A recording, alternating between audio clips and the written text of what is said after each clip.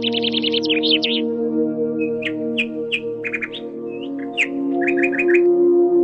छोटे से गांव में राघव नाम का एक युवक रहता था। उसके माता पिता का निधन उसके बचपन में ही हो गया था, जिससे वो बिल्कुल अकेला पड़ गया था। उसके पास ना कोई सहारा था और ना ही कोई जमीन जायदाद। वो एक छोटी सी झोपड़ी में जीवन यापन करता था। गांव के मुखिया राम जी एक अत्यंत दयालु व्यक्ति थे।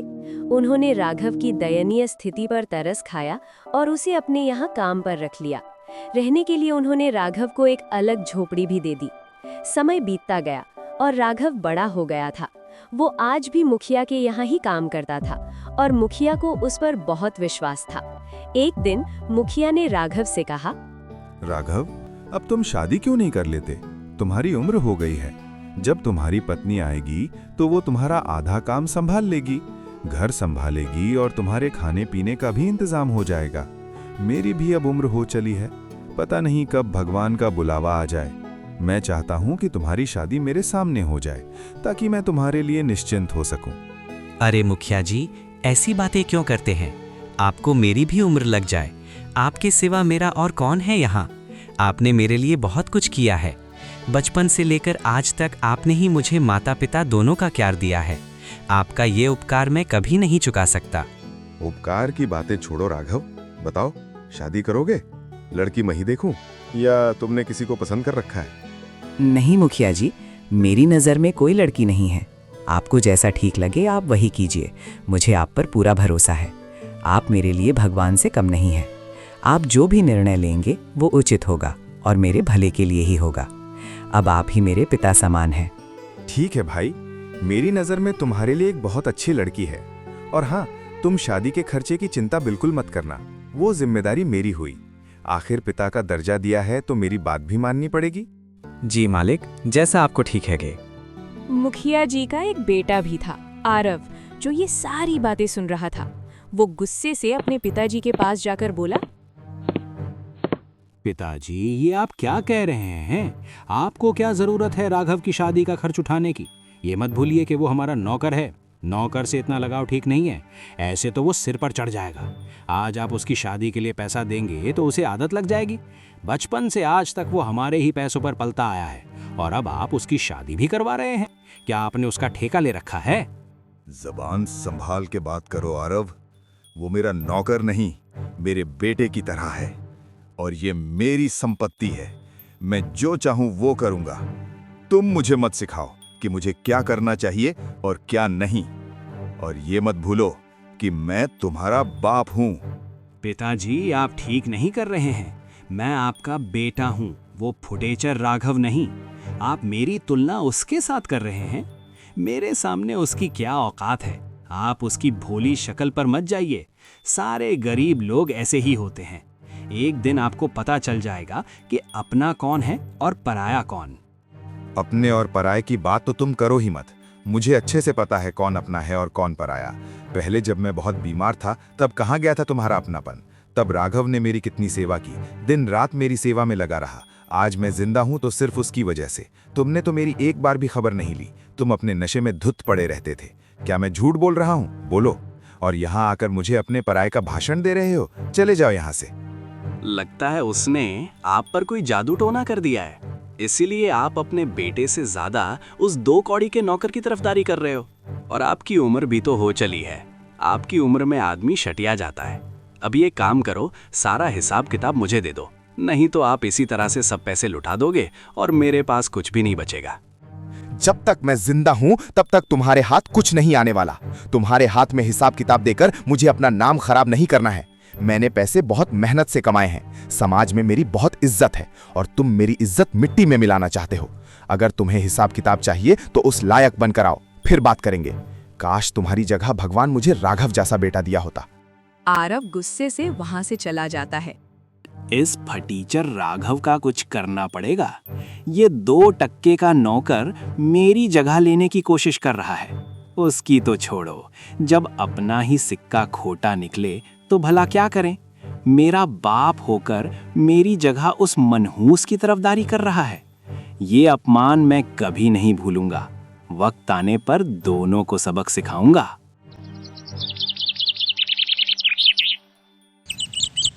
थोड़े ही समय बाद मुखिया राघव की शादी मधु से करवा देते हैं, जिससे राघव की जिंदगी और बेहतर हो जाती है।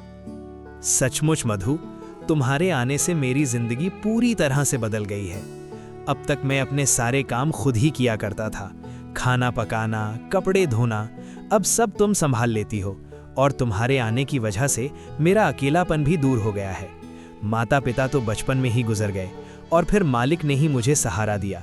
उन्होंने मेरे लिए बहुत कुछ किया है, उनका उपकार मैं कभी नहीं चुका पाऊंगा। आज तुम मुझे मिली हो तो सिर्फ उनकी वजह से। मालिक मेरे लिए किसी भगवान से कम नहीं है, ये बात तुम भी हमेशा याद रखना। और मालिक के मान सम्मान में कभी कोई कमी मत रखना। जी बिल्कुल, आप बिल्कुल सही कह रहे हैं। रामजी चाचा दिल के बहुत अच्छे आदमी हैं। ऐसे ही कुछ दिन बीत जाते हैं। एक दिन आरव मुखिया रामजी राय से कहता है, सुनिए पिताजी, मुझे 10,000 रुपए चाहिए। तुम्हें इतने सारे पैसे किस लिए चाहिए? वो मैं आपको नहीं बता सकता, बस मुझे पैसे दे दीजिए। समझ गया, अपने नशे की लत और जुआ खेलने के लिए तुम्हें पैसे चाहिए, क्योंकि अब तक तुम यही करते आए हो। आदित्य, अभी भी वक्त है, सुधर जाओ। ये सब गंदी आदतें छोड़ दो, इसमें कुछ नहीं रखा, सिर्फ बर्बादी ही होगी। मैंने आपसे रुपए मांगे हैं, ज्ञान नहीं। मेरी जो मर्जी होगी मैं वही करूंगा। आखिर ये सब पैसे मेरे ही तो हैं। मैं ही आपकी संपत्ति का अकेला वारिस हूँ। मेरा जहाँ मन करेगा मैं वहाँ खर्च करूंगा। आप अपनी सलाह अपने पास ही रखिए और मुझे बस पैसे दे दीजिए। बदतमीज, अपने पिता से कैसे बात करते हैं? तुम्हें इसकी भी तमीज नहीं रही। तुम दिन ब दिन बिगड़ते जा रहे हो। अगर किसी अच्छे काम के लिए मांगते तो मैं तुम्हें पैसे दे भी देता, लेकिन अब मैं फूटी कौड़ी भी नहीं दूंगा। ये धन दौलत मैंने बहुत मेहनत से कमाई है, जुए और नशे में उड़ाने के लिए नहीं। निकल जा मेरी नजरों के सामने से। तुम्हें देने के लिए मेरे पास एक पैसा भी नहीं है। वाह, मेरे लिए तुम्हारे पास पैसे नहीं हैं और उस फटीचर की शादी पर उड़ाने के लिए तुम्हारे पास बहुत पैसे हैं।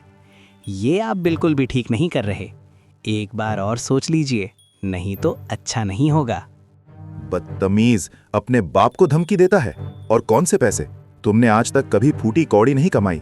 बचपन से लेकर आज तक मैंने तुम्हें किसी बात की कोई कमी नहीं होने दी। बहुत लाड़ प्यार से तुम्हें पाला। शायद यही मेरी गलती है जिसकी सजा आज मुझे मिल रही है। निकल जा यहाँ से।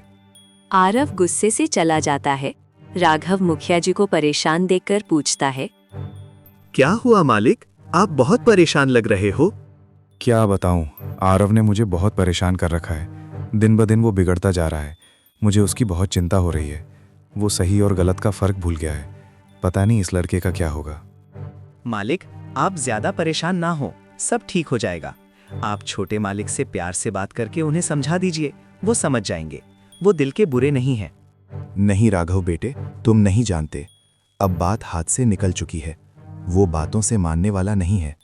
उसके लिए मुझे कोई कठोर कदम उठाना पड़ेगा। इधर आरव बहुत गुस्से में होता है और सोचता है, मैं भी देखता हूँ मुझे पैसे कैसे नहीं मिलते। मुझे किसी भी हालत में पैसे चाहिए। इसके लिए चाहे मुझे कुछ भी करना पड़े। यहाँ भी घी सीधी उंगली से नहीं निकलने वाला, मुझे उंगली टेढ़ी करनी ही पड़ेगी। अगले दिन तिजोरी में से 1 लाख रुपए चोरी हो जाते हैं। मुखिया अपने सारे आदमियों से पूछताछ करता है, लेकिन उन पैसों का कोई पता नहीं चलता। तभी मुखिया का बेटा आरव वहां आकर बोलता है, क्या बात है पिताजी, आप बहुत परेशान लग रहे हो। छोटे मालिक की तिजोरी से 1 लाख रुपए चोरी हो गए हैं। चोर का कुछ पता नहीं चल रहा। आखिर कौन पैसे निकाल सकता है? अच्छा, तो ये बात है। चोर और कौन होगा? रघु ही होगा। ये तुम क्या कह रहे हो आरव? मुझे राघव पर पूरा भरोसा है। वो कभी ऐसा नहीं कर सकता। उस पर भरोसा करके आपने गलती की है। वो आपके भरोसे के लायक नहीं है। चोरी उसी ने की है। उसकी तो पहले से ही हमारे पैसों पर नजर थी। आप उस पर बहुत भरोसा करते थे ना। उसको कभी कभी तिजोरी की चाबी भी देते थे। अब पता चला, दिन रात आपके आगे पीछे इसी के लिए तो घूमता था। तभी राघव वहां आ जाता है। क्या हुआ मालिक, आप लोग यहाँ इकट्ठे क्यों हुए? इतना सब करने के बाद पूछ रहे हो कि क्या हुआ है? एक तो चोरी की है तुमने और ऊपर से हिम्मत तो देखो इसकी, मुंह उठाकर चला आया। तुम्हें शर्म नहीं आती? जिस थाली में खाते हो उसमें छेद करते हो। मालिक, ये छोटे मालिक क्या कह रहे हैं? मेरे तो कुछ समझ में नहीं आ रहा। चोरी और मैं ऐसा सपने में भी नहीं सोच सकता। ज्यादा भोले मत बनो, चोरी तुमने ही की है। सच सच बताओ वो पैसे कहाँ हैं, वरना लात मारकर तुम्हें यहाँ से निकाल दूंगा। तुम जैसे मक्कार को मैं अच्छी तरह से जानता हूँ। पहले बड़े लोगों को अपनी चिकनी चुपड़ी बातों में फंसाते हो और उनका भरोसा जीत लेते हो, फिर जैसे ही मौका मिले हाथ साफ करके निकल जाते हो। मेरे पिताजी ने तुम्हारे लिए क्या कुछ नहीं किया और तुमने उनके एहसान का ये सिल्ला दिया। राघव को ये सुनकर बहुत दुख पहुंचता है। बस आरव, अब बहुत हो गया। तुम कब से राघव को भला बुरा बोलते जा रहे हो। अब और एक शब्द भी मैं राघव के खिलाफ नहीं सुनूंगा। मुझे राघव पर तुमसे भी ज्यादा भरोसा है कि राघव ऐसी हरकत कभी नहीं कर सकता। राघव भले ही गरीब है, लेकिन उसकी नीयत, उसकी ईमानदारी और उसकी अच्छाई में वो तुमसे कहीं गुना ज्यादा अमीर है। उसकी बराबरी तुम दूर दूर तक नहीं कर सकते। आप एक मामूली नौकर के लिए अपने बेटे का अपमान कर रहे हो। ये राघव एक नंबर का धोखेबाज है और चोर है। इसने चोरी की है। इसने आपकी आंखों के ऊपर पट्टी बांध रखी है, इसीलिए आप सच्चाई को देख नहीं पा रहे हैं। मैं तो कहता हूं इसके घर की तलाशी लीजिए, जरूर इसने पैसे वहीं छुपाए होंगे। बस अब बहुत हो चुका आरव। मैं अच्छी तरह से जानता हूं कि तुम राघव पर झूठा आरोप लगाकर उसे मुझसे दूर करना चाहते हो। मुझे तो लगता है चोरी उसने नहीं की, बल्कि मैंने तुम्हें पैसे नहीं दिए तो तुमने ही की होगी। आप मुझ पर इल्जाम लगा रहे हो अपने बेटे के बारे में।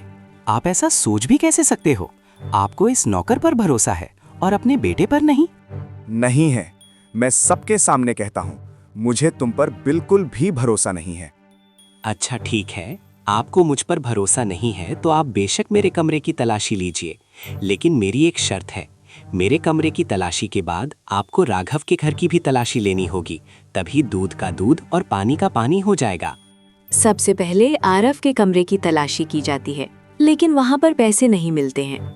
देखा, आप सबको नहीं मिले ना पैसे। मैं आपको कब से कह रहा हूँ कि पैसे राघव नहीं चुराए हैं। एक बार उसके घर की भी तलाशी लेनी चाहिए। फिर राघव के घर की तलाशी ली जाती है और राघव के घर में पैसे मिल जाते हैं। ये लीजिए मालिक, राघव के पलंग के नीचे रखे थे। ये देखकर राघव को बहुत बड़ा धक्का लगता है कि आखिर उसके घर में पैसे कहाँ से आए।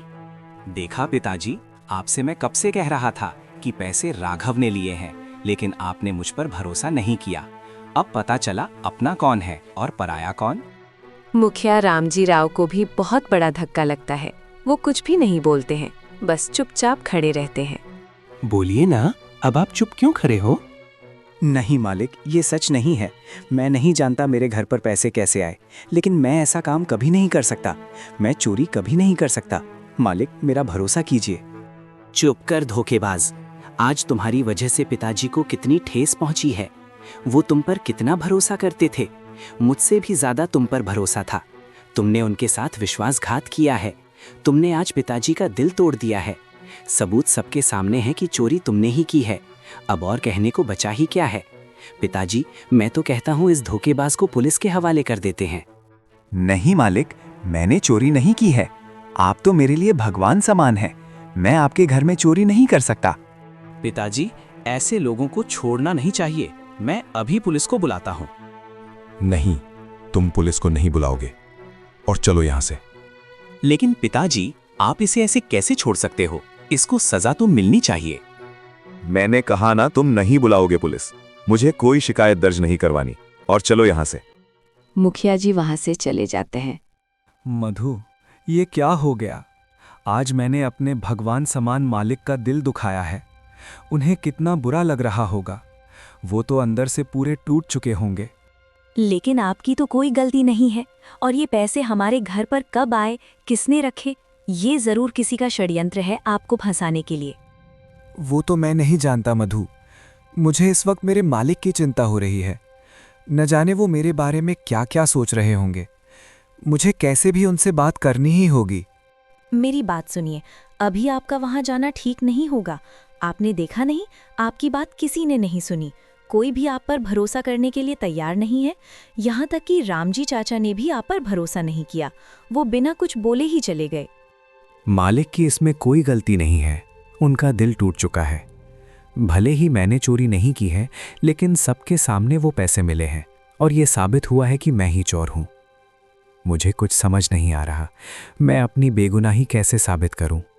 मालिक को कैसे समझाऊं? अभी इस वक्त आप किसी से बात मत कीजिए, कुछ दिन बीत जाने दीजिए, फिर रामजी चाचा से बात करना। और दूसरे दिन सारे गांव में ये बात फैल जाती है कि राघव ने मुखिया रामजी राय के घर से पैसे चुराए हैं।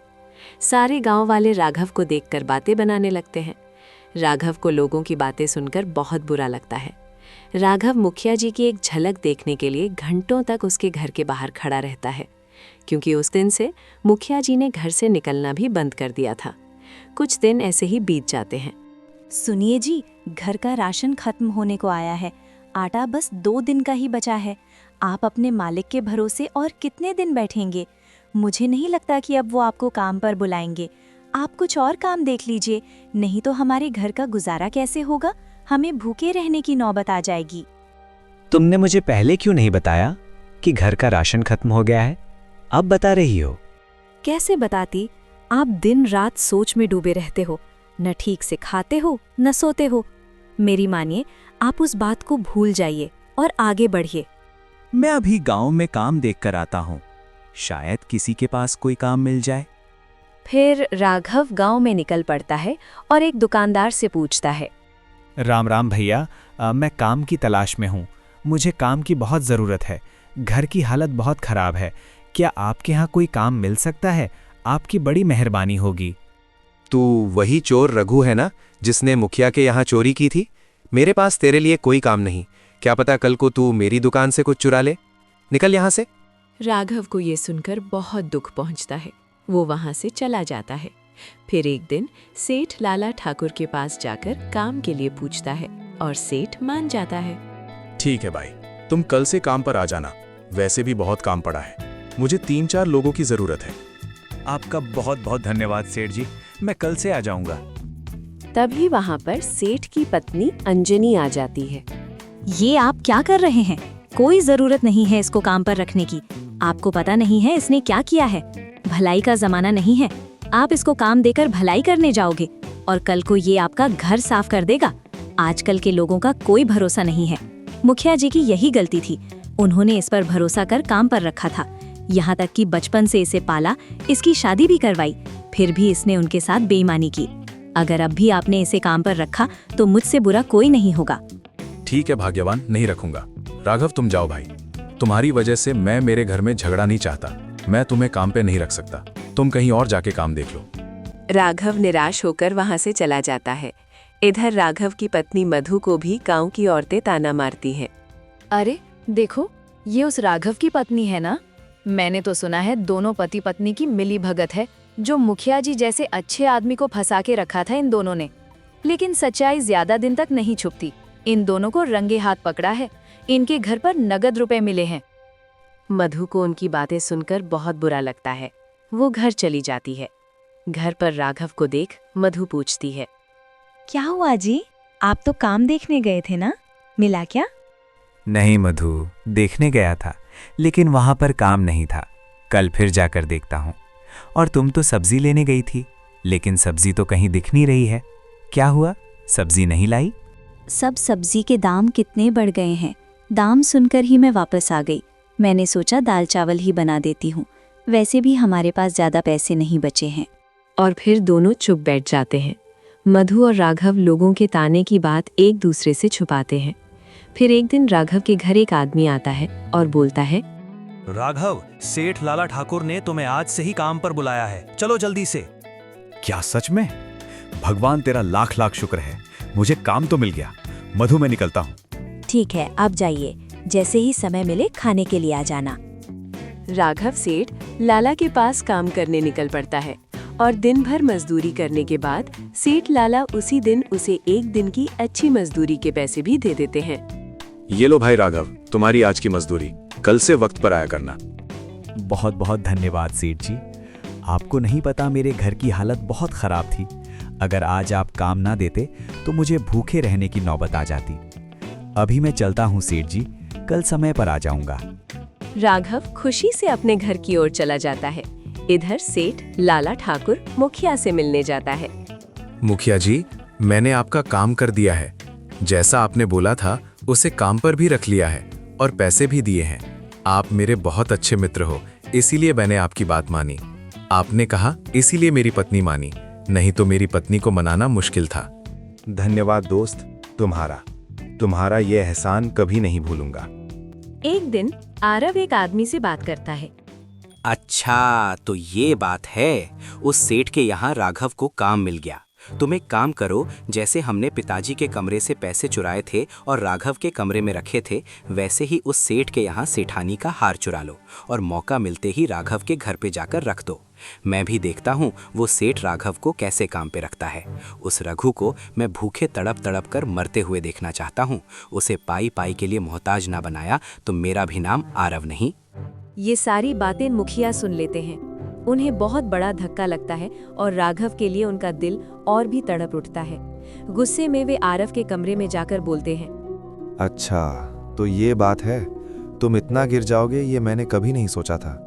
उस बेचारे राघव ने तुम्हारा बिगाड़ा क्या है जो तुम उसकी जिंदगी बर्बाद करने पर तुले हुए हो? मुझे लगा तुम सुधर गए हो, लेकिन मैं गलत था। तुम कभी नहीं सुधरोगे। तुम इतना गिर गए कि खुद के घर में तुमने चोरी की और आरोप बेचारे उस राघव को डाल दिया। तुम्हारी इस गंदी हरकत की वजह से उसे कितना कुछ झेलना पड़ रहा है, यहाँ तक कि उसके लिए तुम पुलिस भी बुला रहे थे। अब मैं पुलिस बुलाऊंगा और सारे गांव वालों को भी बताऊंगा कि तुमने किस तरह से उसे फंसाया है। तुम ऐसे नहीं सुधरोगे। तुम्हारा क्या भरोसा, कल को तुम उस बेचारे की जान ले लोगे। तुम्हारा फैसला कल होगा सबके सामने। आदित्य कुछ भी नहीं बोलता, चुपचाप खड़ा रहता है। मुखिया वहां से चले जाते हैं और अगले दिन मुखिया सारे गांव वालों को अपने बेटे की सच्चाई बताते हैं और उसके बेटे की वजह से राघव को जो झेलना पड़ा, उसके लिए मुखिया उसे अपनी 10 एकड़ की जमीन राघव के नाम करते हैं ताकि उसे कभी किसी पर निर्भर न रहना पड़े। और उसका नौकर भी डर के मारे सच बता देता है। पुलिस भी बुलाई जाती है और आदित्य और उसके नौकर को गिरफ्तार करके ले जाती है।